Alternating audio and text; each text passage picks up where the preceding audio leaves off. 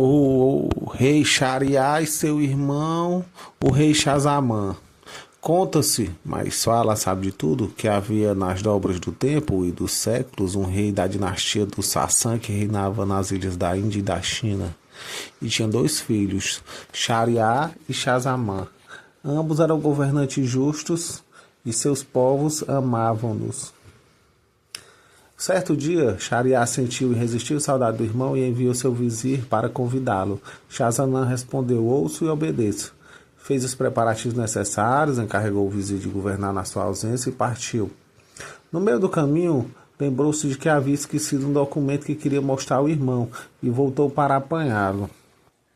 Ao chegar ao palácio, encontrou a mulher deitada no seu leito imperial com seu escravo. Pensou, tais coisas acontecem quando não sai nem da cidade, quando não será com dessa devassa se eu demorar muito tempo ao rei de meu irmão. Sacou da espada, cortou as duas cabeças e retomou a viagem. Mas uma grande tristeza apoderou-se dele, emagreceu, empalideceu. Ao ver assim, o irmão preocupou-se e indagou-lhe sobre as causas de sua depressão.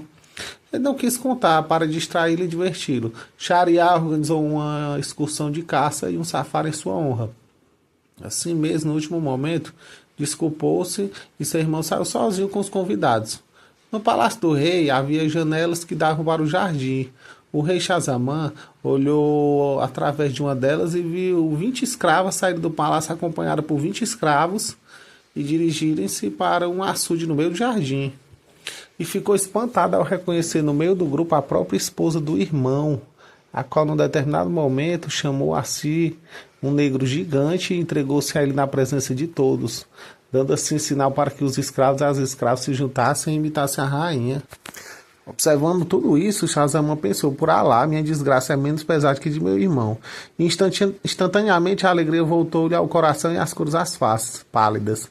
Quando Shariar voltou, alegrou ao ver o irmão recuperado e quis saber a causa da mudança tão repentina.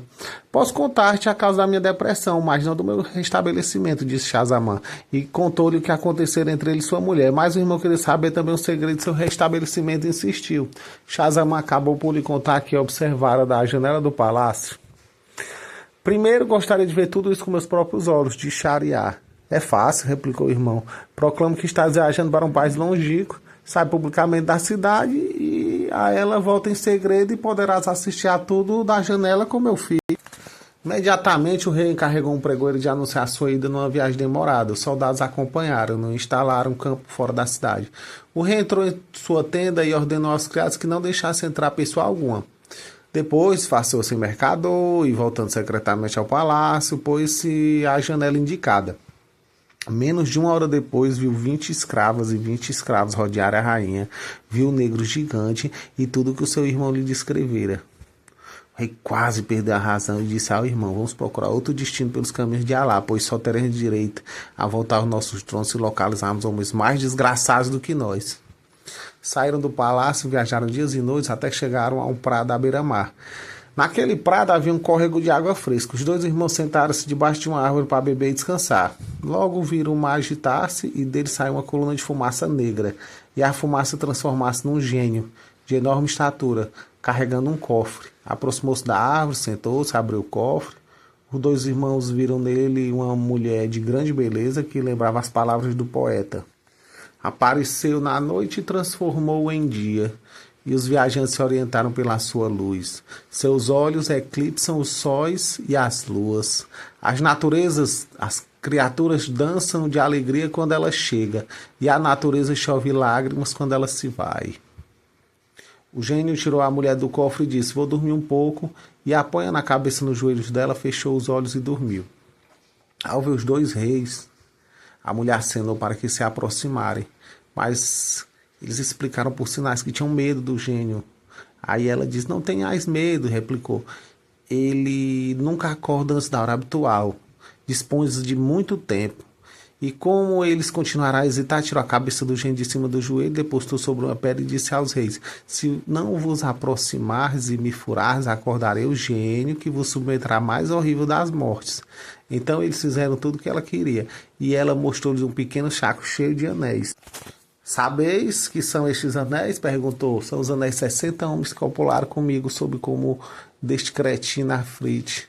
Agora Dai-me vossos anéis para que junte à minha coleção, acrescentou.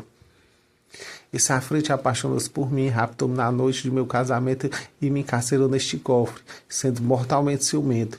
Mas ele não sabe que, seja o que for uma mulher desejar, nada a impedirá de consegui-lo, disse o poeta. Não confie nas mulheres e não deis fé às suas juras, pois seus humores dependem de seus ovários, exibem amor fingido e agem com perfídia. Que a história de José te ponha de pré-aviso. Não vês que o demônio expulsou Adão do paraíso por causa de uma delas? Os irmãos olharam por outro e disseram: se este gênio acontecem coisas assim, apesar de sua força e vigilância, podemos sentir-nos consolados. E regressaram aos seus palácios. Shariá mandou cortar a cabeça de sua esposa e dos 40 escravos e escravas. E a fim de prevenir qualquer futura traição, decidiu caçar cada noite com uma nova donzela e mandar matá-la na aurora. Em 3 anos, centenas de moças foram assim sacrificadas. A tristeza e o horror encheram o reino. As famílias fugiam para salvar suas filhas. Até que um dia o vizinho encarregado de conseguir uma nova donzela procurou e nada encontrou. Voltou para casa abatido e receoso do que o rei faria com ele. Ora, este vizinho tinha ele mesmo 2 filhas que superavam todas as demais moças em beleza, charme, finura, educação e inteligência. A mais velha chamava-se Sherazade e a mais nova Duniazade. Sherazade havia lido inúmeros livros e conhecia a história dos povos, reis, poetas dos tempos antigos e modernos. Era eloquente e sua voz tinha um timbre melodioso e muito agradável.